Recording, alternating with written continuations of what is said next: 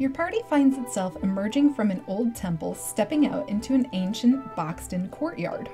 Across the courtyard stands a group of goblins wielding clubs and bows. Nothing the party can't handle.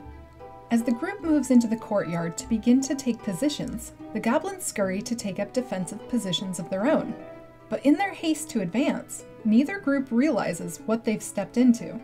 With a sudden click, the mighty jaws of a bear trap snap shut and fix a once agile goblin into place. Today, we're talking about bear traps. In the 5th edition of Dungeons & Dragons, bear traps are simply referred to as hunting traps. Hunting trap rules are designed for the trap to be used by players, but traps are notoriously underutilized in most games. While they are seldom used by players to their full extent, they are excellent for dungeon masters. Hunting traps can combine the best trap mechanics into one easy-to-use item with a save, damage, status effect, and a persistent condition to escape it. While it's unlikely to put higher-level players in danger, stepping in a bear trap in low-level campaigns can pose a huge threat. Let's look at the rules and talk about how to best use these in your game.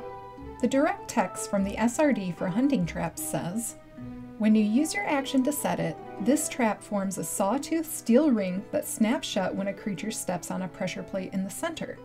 The trap is affixed by a heavy chain to an immobile object, such as a tree or a spike driven into the ground. A creature that steps on the plate must succeed on a DC 13 dexterity saving throw, or take 1d4 piercing damage and stop moving. Until the creature breaks free of the trap, its movement is limited by the length of the chain, typically 3 feet. A creature can use its action to make a DC 13 strength check, freeing itself or another creature within its reach on a success. Each failed check deals 1 piercing damage to the trapped creature." From this we can see that hunting traps are only a danger if stepped on, but once you do, there's a cascade of consequences. Either you save, or you get trapped and take damage. In addition, each time you fail to break free, you take more damage. The SRD provides no notes on spotting the trap, so you'll need to use your best judgment in concealing them.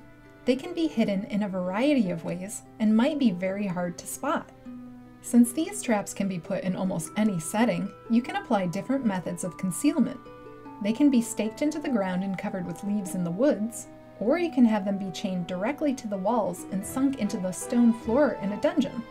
In snowy areas, these traps become even harder to spot and make wilderness survival a compounded challenge. This gives you a great effect with a lot of flexibility for use in your game. Now let's imagine this trap popping up during combat. The hunting trap can make things very interesting for both players and enemies. Let's go back to our opening example of a combat scenario where the players and their enemies start on opposite sides of an open courtyard of a ruined temple. The enemies and players will both move into the courtyard for combat, but what they don't know is that the courtyard, which has been filled with leaves and dirt from years of disuse, contains multiple traps. If at all possible, it's best to have an enemy charge out first in this scenario. The enemy will run out, interact with the trap, and give the players a learning opportunity. At this point in combat, players might be cautious and not move long distances in combat. The enemies might do the same. The places that provide cover from ranged attacks might be appealing, but if there's a trap there, it's dangerous.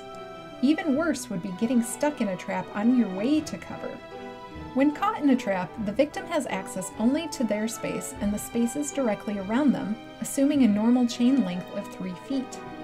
While it's not stated that they suffer any additional penalties, it could be ruled that they will take disadvantage on dex saves while held, or if you're feeling especially mean, you could even give advantage on attacks against the creature.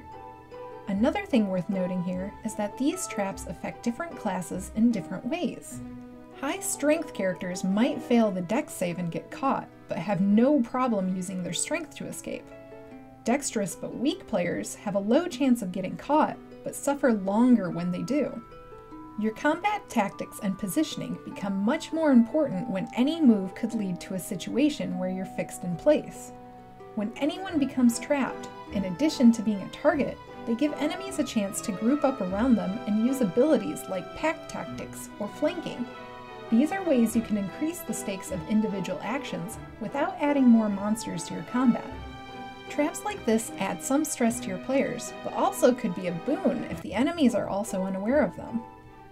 Okay, so we've shown how hunting traps can be really dangerous in combat, but what happens when you come across these in exploration? Realistically, these traps are low stakes when encountered on their own. If you step on one in the woods, your party can help you out of it and heal you. If you step on one while you're alone, it's more dangerous, but most adventurers would be able to escape them given enough time. Where these traps become more exciting is when they're used in conjunction with other events. For example, when your players are running from something and these crop up in the path, it can be a big deal, even if the damage from the trap isn't. Similarly, if your players set off the trap and this alerts enemies of their presence, it could start combat they were looking to avoid. Worse still, your party could get ambushed while trying to break free, which changes how they handle the first few rounds of combat. When used in conjunction with other traps, hunting traps become a much more threatening hindrance. Is there a boulder rolling after you? A hunting trap could be a big problem. Beyond tying these to other events, you can also incorporate them into the environment. Maybe they're sunk in a swamp you need to wade through, or trap you underwater where you can't breathe. Getting caught in extremely hot or cold environments can lead to exposure. The trap itself might be easy to overcome, but when the area is already inhospitable, a minor inconvenience can be all it takes to ruin an adventurer's day.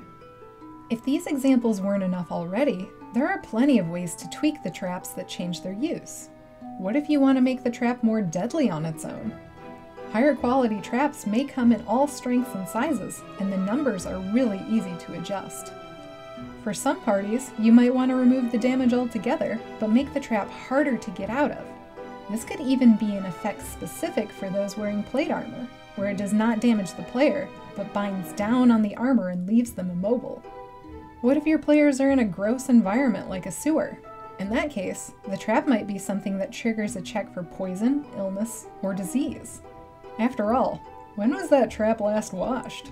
Any open wounds underwater could get infected, and in other aquatic settings, the blood might draw in predators looking for a wounded prey. Even these tiny adjustments can have a noticeable impact on this kind of trap. All of this goes to show that standard traps are still versatile. Despite being a rarely used item, the hunting trap allows a good deal of customization in both combat and exploration settings. It works well just about anywhere and has very low risks on its own, but increases the danger of other threats. If you're looking for a simple trap to throw at your party, but still want the option to layer in some complexity, hunting traps will do the trick.